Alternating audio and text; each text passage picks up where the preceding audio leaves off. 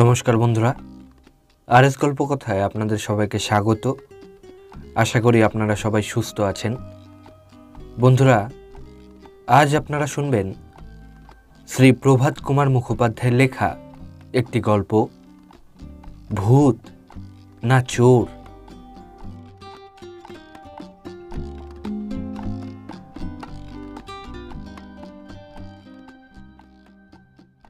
আমার প্রপিতামহ মহাশয় বিষয়কর্ম উপলক্ষে দিল্লি শহরে আসিয়া বাস করিয়াছিলেন। সেই অবধি বংশানুক্রমে আমরা দিল্লিরই অধিবাসী বাঙালি বলিয়া এখনও নিজেদের পরিচয় দিয়া থাকি বটে, কিন্তু আমাদের মধ্যে বাঙালিত্বের পরিমাণ উচ্চক্রমের হোমিওপ্যাথিক ঔষধের মতো বিরল হইয়া দাঁড়াইয়াছে। আমাদের আদিবাস ডুমুরদহ গ্রাম বঙ্গের মানচিত্রে কোন স্থানে অবস্থিত তাহাও জ্ঞাত নহি। বাস্তবিক আমার সহধর্মিণী শ্রীমতী শৈলবালা দেবী খাঁটি বাঙালিনী না হইলে এতদিন আমি মাতৃভাষার একটি কথাও মনে করিয়া রাখিতে পারিতাম কিনা বিশেষ সন্দেহ। আমাদের অবস্থা পূর্বে খুব ভালো থাকিলেও পিতা ও পিতামহের দোষে আমি এক প্রকার নিঃস্ব। শুনিয়াছি আমার পিতামহের আমলে আমাদের এই অট্টালিকাখানি এই সুবিস্তৃত দিল্লি শহরের তদানীন্তন কোনো রঙ্গিনীর চরণ রেণুকায় বঞ্চিত হয় নাই। আমার পিতার চরিত্রও নির্দোষ ছিল না, কিন্তু তাহার ক্যাশবাক্সে টাকাও অধিক ছিল না। শেষ দশায় তিনি বাড়িখানি বন্ধক দিয়া যান। তাহার মৃত্যুর পরে আমি স্ত্রীর অলংকার বিক্রয় করিয়া বহু কষ্টে বাড়িখানি উদ্ধার করি। এখন অনেক উমেদারির পর জজ সাহেবের কাছারিতে সেরেস্তাদারি কর্মে প্রবৃত্ত আছি। মহল্লা মোশাক চৌকে আমাদের বসতি। দিল্লির এই অংশ অপেক্ষাকৃত নির্জন। আমাদের বাড়িটি সেকেলে ধরনের, চক মিলানো প্রকাণ্ড 3তলা অট্টালিকা, অনেকগুলি ঘর। আমরা স্বামী স্ত্রী, 2টি প্রাণী, 2টি মেয়ে, 3টি ছেলে। আমরা অত বড় বাড়ি লইয়া কি করিব? অনেক দিন হইতে মনে করিতেছিলাম, যদি ভাড়াটিয়া পাই তবে তেতলার ওপরের ঘরগুলি ভাড়া দিই। তেতলার ভালো ঘরগুলি এবং গ্রীষ্মকালের রাত্রে ছাদের মুক্ত বায়ুর মহাসুখ অন্যের জন্য ছাড়িয়া দিতে যে প্রস্তুত হইয়াছিলাম, তাহার বিশেষ কারণ ছিল। বাড়ির ভিতর দিয়া না যাইয়া বাহির হইতেও তেতলার ওপর পৌঁছানো যায়। রাস্তার ধারে যেখানে আমাদের সদর দরজা, তাহার বাম দিকেই একটু গলির মতো আছে। সেই গলিতে সিঁড়ির যে দরজা আছে তাহা দিয়া পরে পরে দোতলায় ও তেতলায় যাওয়া যায়। সিঁড়ির যে দরজা দোতলায় খুলিয়াছে সেইটিকে স্থায়ীভাবে বন্ধ করিয়া দিলেই আর আমাদের সঙ্গে তেতলার কোনোই সম্বন্ধ রহিল না। নিচের তলায় আমার প্রপিতামহ মহাশয়ের দপ্তরখানা ছিল। কর্মচারী লোকজনে সদা পূর্ণ থাকিত। সেই জন্য মেয়ে ছেলেদের বাহিরে যাইতে হইলে এই সিঁড়ির দরজার মুখে পালকি আসিয়া লাগিত, অর্থাৎ এইটাই যেন আমাদের খিড়কি দরজার মতো ছিল। আমি যে উপরতলাটি ভাড়া দিব তাহা অনেক দিন হইতে অনেক লোকের কাছে বলিয়া বেড়াইয়াছি। কয়েকটা লোক চাহিয়াও ছিল, কিন্তু কেহই মনের মতো হয় নাই বলিয়া দেওয়া হয় নাই। হয় অতি অল্প ভাড়া দিতে চায়, নয়তো মুসলমান, নয়তো আর কোনো বাধা থাকে। একদিন রবিবার অপরাহ্নে বৈঠকখানা ঘরে চেয়ারে বসিয়া তামাক খাইতেছি। মৌলভী সাহেব তক্তপোষের ওপর ছেলেদের লইয়া সুর করিয়া করিয়া চুয়া, হঙ্গে, রপ্তন, কুনত জানে পাক ইত্যাদি গোলেস্তা পড়াইতেছেন। এমন সময় একটি ফিরিঙ্গি সাহেব আসিয়া আমাকে অভিবাদন করিলেন। আমি তাহাকে সাহেব দেখিয়া থতমত খাইয়া উঠিয়া চেয়ার ছাড়িয়া দিলাম, নিজে তক্তপোষে বসিলাম। সাহেব বলিলেন, বাবু, আপনার নাম সেরেস্তাদার বাবু? আগে হ্যাঁ। আপনি তেতলার মহল ভাড়া দিবেন? আগে হ্যাঁ। কত ভাড়া? আমি লইতে ইচ্ছা করি। আমি বলিলাম, আপনি লইবেন? বেশ তো, আগে দেখুন কেমন কেমন ঘর দুয়ার, পছন্দ যদি হয় তারপর সে কথা হইবে। সাহেব সম্মত হইলেন। আমি বাড়ির ভিতর হইতে সিঁড়ির খিড়কি দরজার চাবি চাহিয়া আনিলাম। সাহেবকে লইয়া ওপরে গেলাম। ঘরগুলি, গোসলখানা ইত্যাদি সমস্ত দেখিয়া সাহেব ভারী খুশি হইলেন। শেষে ছাদের উপর যাওয়া গেল। সেখানে একটি ছোট কুঠারি ছিল। সাহেব বলিলেন, এইটি আমার বাবুর্চিখানা হইবে। দেখা শেষ হইলে দুইজনে অবতরণ করিয়া বৈঠকখানায় আসিয়া বসিলাম। ভাড়ার কথা হইল। সাহেব বলিলেন, কত চাহেন? আমি বলিলাম, কত দিতে পারেন? সাহেব বলিলেন, 10। আমি শুনিয়া হাসিলাম।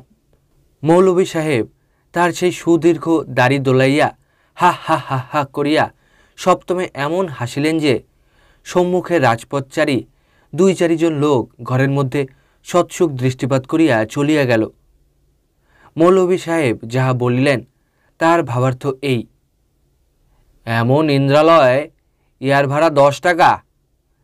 সাহেব ভ্রু কুঞ্চিত করিয়া আমাকে বলিলেন, বাবু, আপনি কত চাহেন? আমি বলিলাম, 25। সাহেব বলিলেন, অত হইবে না, 15-র বেশি 1 পয়সা নহে।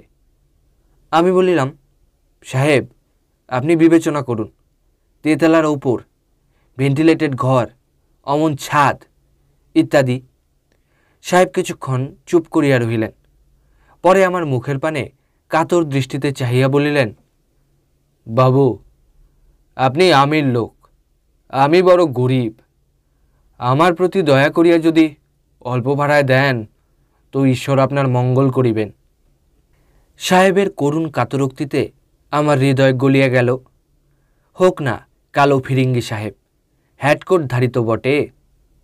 ওই পরিচ্ছদ বিশিষ্ট জীবগণের নিকট হইতে গালি ধমকি আমাদের ন্যায্য পাওনা বলিয়া অনেক দিন হইতে মনে মনে একটা ধারণা বদ্ধমূল আছে। সুতরাং ও শ্রেণীর লোকের নিকট হইতে মিষ্ট কথা শুনিলেই ভিজিয়া যাইতে হয়। কাতরোক্তিতে আর হইবে না। আমি বলিলাম, আচ্ছা সাহেব, আপনি বসুন, 10 মিনিট পরে আসিয়া আপনাকে বলিব। সাহেব নিঃশ্বাস ফেলিয়া রাস্তার দিকে চাহিয়া বলিলেন, অল রাইট বাবু। গৃহিণী তো প্রথমে সাহেব শুনিয়া কিছুতেই রাজি হন না।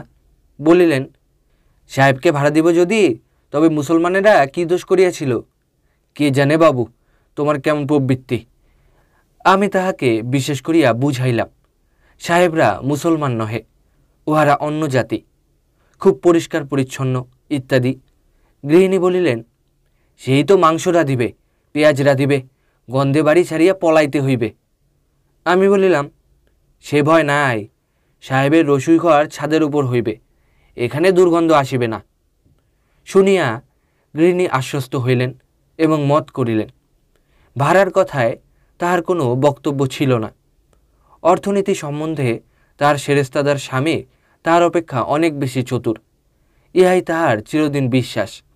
তবে তিনি বলিলেন, সাহেব যদি ননি আর চারুকে কিছু কিছু ইংরাজি পড়াইতে শিকার হন, তবে অল্প ভাড়ায় বা ভাড়া না লইয়া দেওয়া যাইতে পারে। শুনিয়া আমার মনে হইল, ঠিক তো, দেখা যাক বলিয়া একটা পান মুখে দিয়া নিচে চলিয়া গেলাম। সাহেবকে বলিলাম, আপনি যদি আমার ছেলে দুটিকে প্রত্যহ 2 ঘন্টায় ইংরাজি পড়াইতে পারেন, তবে আপনার কিছুই ভাড়া লাগিবে না। এ প্রস্তাবে সাহেব পরম আহ্লাদিত হইয়া সম্মত হইলেন এবং আমাকে অত্যন্ত ধন্যবাদ দিতে লাগিলেন। আরও বলিলেন, তাহার পত্নী আমার লেডির ক্যাপিটাল কম্পেনিয়ন হইবেন এবং অনেক প্রকার উলটুলের কাজ শিখাইয়া দিতে পারিবেন। আমি হাসিলাম। শৈলবালা লেডি, ভারী হাসির কথা। আমি ভাবিলাম, আমার স্ত্রী সেই ম্লেচ্ছানীকে চৌকাটের এদিকে পদার্পণ করিতে দিলে তো। সাহেব বলিলেন, বাবু, তবে আমি পরশু বৈকালে জিনিসপত্র ও মেম সাহেবকে লইয়া আসিব। কাল আপনি ঘরগুলো পরিষ্কার করাইয়া রাখিবেন। বলিয়া তিনি আমার সহিত শেক হ্যান্ড করিয়া প্রস্থান করিলেন। নির্দিষ্ট দিনে সাহেব সপরিবারে জিনিসপত্র লইয়া আসিলেন বটে, কিন্তু বলিলেন, বাবু, আমি গাজীপুর হইতে পত্র পাইয়াছি, আমার শ্যালক বড় পীড়িত। আমরা আজই রাত্রে সেখানে চলিলাম। জিনিসপত্র সব চাবিবন্ধ করিয়া রাখিয়া যাইতেছি। বোধ হয় 2 সপ্তাহের এদিকে ফিরিতে পারিব না। বলিয়া সাহেব ও মেম খিড়কির সিঁড়ির দরজায় চাবি বন্ধ করিয়া প্রস্থান করিলেন। সন্ধ্যাবেলায় আহারাদি সম্পন্ন করিয়া সকাল সকাল শয়ন করা আমাদের বহুদিনের অভ্যাস। যখন রাত্রি 9টা বাজে তখন আমাদের বাড়িটি অন্ধকার হয় এবং সম্পূর্ণ নিস্তব্ধ ভাব ধারণ করে। রাত্রি 4টা বাজিলেই সকলকার ঘুম ভাঙিয়া যায়। ছেলেরা বিছানায় থাকিয়াই শুক্র শিপাসু মিন্নত ইজ্জত খোদায়েরা করিয়া পারসী শ্লোক আবৃত্তি করিতে থাকে। আমরা স্ত্রী পুরুষে সাংসারিক বিষয়ে আলাপ করিতে প্রবৃত্ত হই। বেশ আলো হইলে তবে সকলে শয্যা ত্যাগ করি। সাহেব যেদিন গাজীপুর গেলেন তাহার 3-4 দিন পরে অনেক রাত্রে, বোধ হয় 12টা হইবে, 12টাই আমাদের অনেক রাত্রি, হঠাৎ আমার নিদ্রাভঙ্গ হইল। বোধ হইল যেন ওপরে দুবদুব করিয়া কি শব্দ হইতেছে। কিছুক্ষণ কান পাতিয়া রহিলাম, শব্দ আর শোনা গেল না। একটু তন্দ্রা আসিল, আবার যেন শব্দ হইল। মনে করিলাম ও কিছু নয়, কি শুনিতে কি শুনিয়াছি। অনেকক্ষণ কান খাড়া করিয়া রহিলাম, আর কিছুই শুনিলাম না। তখন নিশ্চিন্ত হইয়া ঘুমাইয়া পড়িলাম। তারপর 2-3 দিন কাটিয়া গিয়াছে। অনেক রাত্রে কাহার মৃদু হস্তস্পর্শে আমার ঘুম ভাঙিল। হঠাৎ চমকিয়া উঠিলাম, কিন্তু পর মুহূর্তে আর ভয়ের কোনো কারণ রহিল না। শৈলবালা কম্পিত স্বরে ধীরে ধীরে বলিলেন, ওঠো ওঠো, উপর ঘরে ভূত আসিয়াছে। শুনিয়া আমার বড় হাসি পাইল। বলিলাম, ভূতকে নিমন্ত্রণ করিয়াছিলে নাকি? তিনি বলিলেন, হাসি রাখো, ওপরে ভারী শব্দ হইতেছে। সিঁড়ি দিয়া কে যেন ওঠানামা করিতেছিল, আমার গা কেমন করিতেছে। আমি সেই রাত্রির কথা স্মরণ করিলাম। ঠিক সেই সময়ে ওপরে গুম গুম করিয়া শব্দ হইল। মনে কিঞ্চিত ভীতির সঞ্চার হইল, কিন্তু ভাবিলাম ভয় পাওয়া উচিত নহে। আমি ভয় পাইয়াছি দেখিলে এই বাঙালিনীর তো মূর্ছা হইবে। সুতরাং সাহস করিয়া বলিলাম, বিড়াল টিড়াল আসিয়াছে বোধ হয়। স্ত্রী বলিলেন, তুমি কি পাগল হইলে? বিড়ালের পায়ের শব্দে কখনো গুম গুম করিয়া শব্দ হয়? আমি বলিলাম, কুকুর তো হইতে পারে। কুকুর কোথা দিয়া যাইবে? সাহেবের কুকুর বোধ হয় সাহেব ভুলিয়া ফেলিয়া গিয়াছেন। সাহেবের তো কুকুর আসে নাই। মনে করিলাম তাই তো। বলিলাম, বোধ হয় চোর টোর। গৃহিণী এ কথার প্রতিবাদ করিলেন না। আমরা দুইজনে অনেকক্ষণ বসিয়া রহিলাম। আর কোনো শব্দ শোনা গেল না। খোকা কাঁদিয়া উঠিল। গৃহিণী চলিয়া গেলেন। তারপর কখন ঘুমাইয়া পড়িলাম মনে নাই। পরদিন প্রভাতে উঠিয়া দেখিলাম শৈলবালার চক্ষু রক্তবর্ণ। বলিলেন, সমস্ত রাত্রি ভয়ে তাহার ঘুম হয় নাই। আবার নাকি বেশি রাত্রেও 2 বার শব্দ হইয়াছিল। আমি যে আর একদিন ঐরূপ শব্দ শুনিয়াছিলাম তাহা এখনো পর্যন্ত তাহাকে বলি নাই। এইবার বলিলাম। শুনিয়া তিনি অধিক ভীত হইলেন। যথাসময়ে ছেলেরা আহার করিয়া স্কুলে গেল। আমি কাছারি গেলাম। মনটা কেমন চঞ্চল হইয়া রহিল। কারও কাছে একথা বলিলাম না। সহকর্মীরা সকলেই জিজ্ঞাসা করিলেন, অক্ষয়বাবু, আজ আপনার অসুখ করেছে নাকি? একজনকে ঠাকুরদাদা বলি।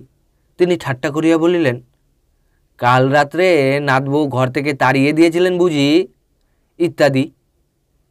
সেদিন একটু সকাল সকাল কাছারি বন্ধ হইল। পরদিন বকরাইদের ছুটি। বাড়ি ফিরে আসিয়া দেখিলাম শৈলবেলা গভীর নিদ্রায় মগ্ন। ছেলেরা স্কুল হইতে ফিরে আসিয়া তাহাকে জাগাইল। তাহারা খাবার খাইয়া খেলা করিতে গেল। আমরা পরামর্শ করিলাম, আজ সমস্ত রাত্রি জাগিয়া থাকিয়া দেখিতে হইবে ব্যাপারটা কি। সকাল সকাল বালক বালিকাদিগকে খাওয়াইয়া তাহাদিগকে বিছানায় দেওয়া হইল।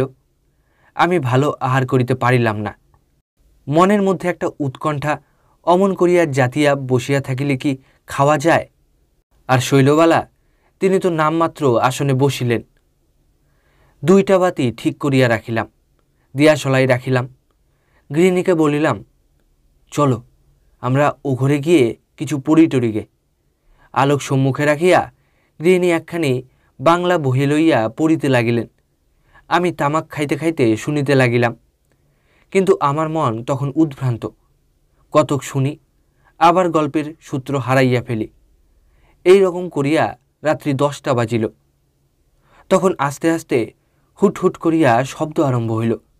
শৈলবালা বলিলেন, হই দেখো বলিয়া বহি বন্ধ করিলেন। আমি তাহার মুখের পানে চাহিয়া রহিলাম। ক্রমে শব্দ বেশ স্পষ্ট আরম্ভ হইল। আমি বলিলাম, আর কিছু নয়, উপরে চোর গিয়াছে। গৃহিণী বলিলেন, চোর হইলে একদিনে সব চুরি করিয়া লইয়া যাইত, রোজ রোজ আসিবে কেন? ও ভূত বই, আর কিছু নয়। এই কথা বলিতে বলিতে তাহার মুখ পাংশুবর্ণ ধারণ করিল এবং ললাট ঘর্মাক্ত হইল। আমি বলিলাম, একবার কন হেরে বলিয়া একটা হাঁক দিব, হানি কি? আমি তখন উঠিয়া জানলার কাছে গেলাম, মুখ বাহির করিয়া ওপরের দিকে চাহিয়া বলিলাম, কন হেরে? স্বরটা যেন বড় উচ্চ হইল না। পুনশ্চ সপ্তমে বলিলাম, কন হেরে? কিন্তু শব্দ বন্ধ হইল না। শৈলবালা বলিলেন, ভূত তোমার ভয়ে মরে কাঠ হয়ে যাবে। কিছুক্ষণ পরে শব্দ বন্ধ হইল। আমি তখন সগর্বে বলিলাম, দেখো ভূত না চোর, এ চোর, তাতে কোনো সন্দেহ নাই। গৃহিণী বলিলেন, হায় হায়, সাহেবের সর্বস্বটা চুরি করে নিয়ে গেল গো। আমি বলিলাম, দেখো সে বেচারি আমাকে বিশ্বাস করিয়া জিনিসপত্রগুলি রাখিয়া গেল। আমি যদি জানিয়া শুনিয়া চোরকে সব চুরি করিয়া লইয়া যাইতে দিই, তবে নিতান্ত অধর্ম হয়। আমি ওপরে গিয়া চোর ধরি। প্রশ্ন হইল, কেমন করিয়া যাইবে? চোর যেমন করিয়া গিয়াছে, সিঁড়ির দরজার তালা নিশ্চয় ভাঙিয়াছে। দুয়ার কি আর খোলা রাখিয়াছে? চোর যদি হয়, নিশ্চয়ই ভিতর হইতে বন্ধ করিয়া দিয়াছে। আমি বলিলাম, দুয়ার ভাঙিয়া প্রবেশ করিব। গৃহিণী বলিলেন, সর্বনাশ, তা হইলে কি আর তোমাকে ফিরিয়া পাইব? বুকে ছুরি বসাইয়া দিবে। আমি বলিলাম, আমি ভুজালি হাতে করিয়া যাইব। গৃহিণী বলিলেন, না, সে কখনোই হইবে না, চোর নয়, চোর নয়। আমি বলিলাম, যদি চোর না হয়, ভূতই হয়, তবে সিঁড়ির খিড়কি দরজায় সাহেবের তালা যেমন তেমনই থাকিবে, দেখে আসিতে ক্ষতি কি? গৃহিণী কহিলেন, এই রাত্রে? কাল সকালে গেলেই তো হইবে। আমি বলিলাম, যদি চোরই হয়, তবে পুলিশ ডাকিতে পারিব, চাকর বাকরকে জাগাইব। সকালে চোর পলাইলে আর কি হইবে? শৈলবেলা আমাকে 3 সত্য করাইয়া লইলেন। যদি চোরই হয়, তালা ভাঙ্গিয়াই থাকে, তবে আমি নিজে উপরে যাইব না। শেষে তাহার গা ছুঁইয়া শপথ করিতে হইল। যাইবার সময়, আমার মাথা খাবে, আমার মরা মুখ দেখিবে, এই 2টা দিব্যিও প্রয়োগ করিয়া দিলেন। আমি লণ্ঠন লইয়া নিচে গেলাম। সদর দরজা খুলিয়া রাস্তায় নামিলাম। গলির ভিতর প্রবেশ করিয়া সিঁড়ির দরজায় উপস্থিত হইলাম। সাহেবের তালা যেমন তেমনই আছে, তাহাতে মাছিটিও বসিয়া পায়ের দাগ রাখিয়া যায় নাই। এই পথ ব্যতীত ওপরে যাইবার আর কোনোই উপায় নাই। মানুষের তো নাই, ভূতের থাকিতে পারে, কিন্তু ভূত আমি বিশ্বাস করি না। অনেক ভাবিয়া কিছু স্থির করিতে পারিলাম না। তবে কি মানুষ বেলুন যোগে আমার সাথে অবতীর্ণ হইল? ইহা তো সম্ভব বলিয়া মনে হয় না। পৃথিবীতে, অন্তত আমাদের দেশে তো এরূপ বৈজ্ঞানিক চোরের আবির্ভাব হইয়াছে বলিয়া বোধ হয় না। যা হোক, ওপরে গিয়া গৃহিণীকে বলিলাম, তাহলে তো ঠিক আছে। তিনি নিঃশ্বাস ফেলিয়া বলিলেন, আমি তো বলিয়াইছি। আমার কন হ্যারে বলিয়া হাঁক দেওয়ার পর আধ ঘণ্টা আন্দাজ অতীত হইয়াছে। আবার শব্দ আরম্ভ হইল। আমরা পরস্পর পরস্পরের মুখের পানে চাহিলাম। গৃহিণী বলিলেন, রাম রাম করিয়া আজিকার এ কাল রাত্রি কাটিয়া যাক। কালই সকালে তুমি অন্য বাড়ি ভাড়া করো, সেইখানে যাই। আমার এ ছেলেপিলের ঘরকন্না কোথা থেকে হতচ্ছাড়া সাহেবকে আনিয়া জুটাইলে বাড়িটা ভূতের বাতান হইয়া দাঁড়াইল।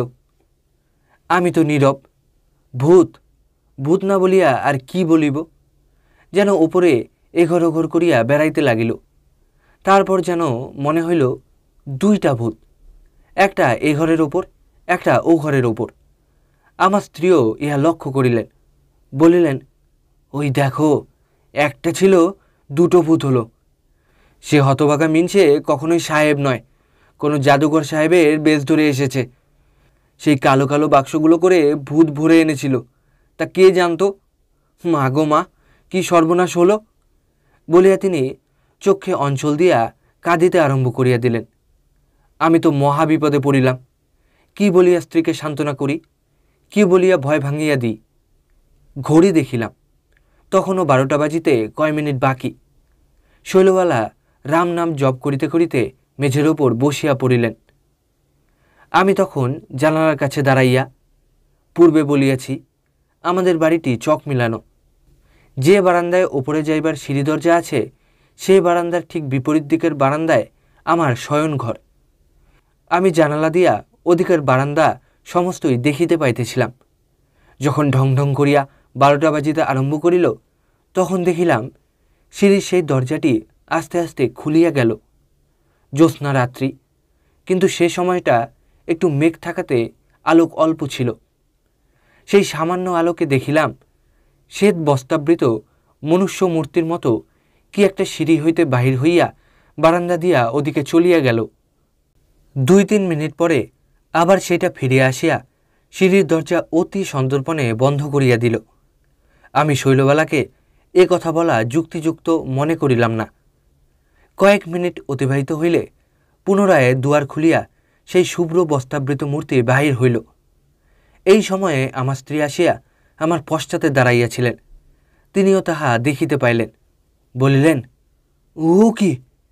আমি বলিলাম, ভূতি হোক আর মানুষই হোক, ওই সে। আমি একবার দেখিব উহা কি, আমার ভুজালি কই বলিয়া দেওয়াল হইতে ভুজালি পারিয়া লইলাম। স্ত্রী আসিয়া কাঁপিতে কাঁপিতে আমার হাত চাপিয়া ধরিলেন। আমি সবলে হাত ছাড়াইয়া এক লম্ফে ঘরের বাহিরে গেলাম। নিমেষের মধ্যে সিঁড়ির দুয়ারের কাছে উপস্থিত হইলাম। মেঘটা তখন অপসৃত হইল, জ্যোৎস্না প্রকাশ হইল। দেখিলাম সিঁড়ির দরজার কাছে অনেকটা স্থান যেন রক্ত মাখা। তেতালার উপর হইতে যেন কাহার কাতরানিও শুনিতে পাইলাম। লিখিতে লজ্জা নাই, আতঙ্কে শরীর কণ্টকিত হইয়া উঠিল, মাথা ঝিমঝিম করিতে লাগিল। মনে করিলাম বিরক্তে কাজ নাই, পলাইয়া যাই। কিন্তু রহস্যের উদ্ভেদ করিবার জন্য প্রাণ পর্যন্ত পণ করিয়া সাহস সংগ্রহ করিয়া সিধা হইয়া দাঁড়াইয়া রহিলাম। বজ্র মুষ্টিতে ভুজালি ধরিয়া যেন সাক্ষাৎ সমনের প্রতীক্ষা করিতে লাগিলাম। 4 মিনিট অতীত হইয়াছে। সেই সাদা ছায়াটা ধীরে ধীরে অগ্রসর হইতে লাগিল। মনে করিলাম এই সময়। তৎক্ষণাৎ এক লম্ফে সেই মূর্তির সম্মুখে গিয়া পড়িয়া ভুজালি তুলিয়া প্রাণপণে চিৎকার করিলাম, কে তুই বল, নইলে খুন করিব। সেই মূর্তি মাই গড বলিয়া পশ্চাতে সরিয়া গেল। তারপর অতি দ্রুতভাবে ইংরেজিতে বলিল, আমি আমি আমি বাবু, আমি। পরিচিত কণ্ঠস্বর। নিরীক্ষণ করিয়া দেখিলাম যাহাকে বাড়ি ভাড়া দিয়াছি সেই সাহেব। আমি তখন হতবুদ্ধি হইয়া গিয়াছি। সেই সময় ওপর হইতে আবার সেই কাতরানি শোনা গেল। বলিলাম, সাহেব, তুমি খুন করিয়াছ? সাহেব বলিলেন, আমি খুন করিব কেন? তুমি আর একটু হইলে আমাকে খুন করিয়াছিলে। আমি পায়ের কাছে দেখাইয়া বলিলাম, এত রক্ত কেন? সাহেব হাসিয়া বলিলেন, ও বুঝি রক্ত, ও তো জল, এই দেখো। বলিয়া সাহেব একটি জলপূর্ণ ছোট বালতি তুলিয়া ধরিলেন। সাহেব বলিলেন, এই নূতন সিমেন্টের ওপর জল পড়িয়া জ্যোৎস্নায় রক্ত বলিয়া তোমার ভ্রম হইয়াছিল। এই সময়ে আবার সেই কাতরানি শোনা গেল। সাহেব বলিলেন, বাবু, তুমি বিস্মিত হইয়াছ, ভয়ও পাইয়াছ। আমার স্ত্রী পীড়িতা, তাইও কাতরানি শব্দ। সকল কথা কাল সকালবেলা বলিব। আমি কোথাও যাই নাই, গাজীপুর যাওয়ার কথা ছলনা মাত্র। আমি দেনার জ্বালায় এমন করিয়াছি। সাহেব চলিয়া গেলেন। আমি শয়নঘরে ফিরিয়া আসিয়া দেখিলাম শৈলবালা মূর্ছিতা। অনেক কষ্টে মূর্ছা ভাঙ্গাইলাম।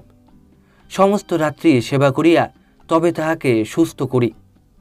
সকাল হইলে সাহেবের মুখে শুনিলাম তিনি সেই রাত্রে আবার চুপে চুপে ফিরিয়া আসিয়াছিলেন। সঙ্গে একজন বন্ধু ছিল। সেই ইহাদিগকে ভিতরে দিয়া তালাবন্ধ করিয়া চলিয়া যায়। সাহেবের নাকি মিউনিসিপ্যালিটিতে একটা চাকরি হইবে, হইলেই তিনি অজ্ঞাতবাস হইতে বাহির হইবেন।